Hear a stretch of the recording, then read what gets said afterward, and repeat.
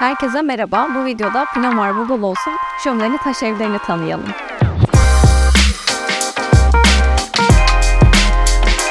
İçinizi ısıtacak şömineli taş evlerimizde çift kişilik yatak bulunmaktadır. Dilerseniz ek yatak ile toplamda 3 kişi rahatlıkla konaklayabilirsiniz. Şöminenizi dilerseniz biz yakabiliriz, dilerseniz de siz yakabilirsiniz. Günde bir odunluk ihtiyacınızı ücretsiz olarak karşılamaktayız. Kışın içinizi ısıtan bu evlerimizin taş yapısından dolayı yazın serin olduğunu da söyleyebiliriz. Odamızda sıcak içecek bölümü, mini buzdolabı, televizyon, kıyafet dolabı, klima ve kalorifer peteği standart olarak bulunmaktadır. Bebeğiniz için park yatak istemeyi sakın unutmayın. Banyomuzda ihtiyacınızı karşılayacak tüm kişisel temizlik ürünleri bulunmaktadır. Ayrıca tüm evlerimizin önünde kendine ait veranda bulunmaktadır.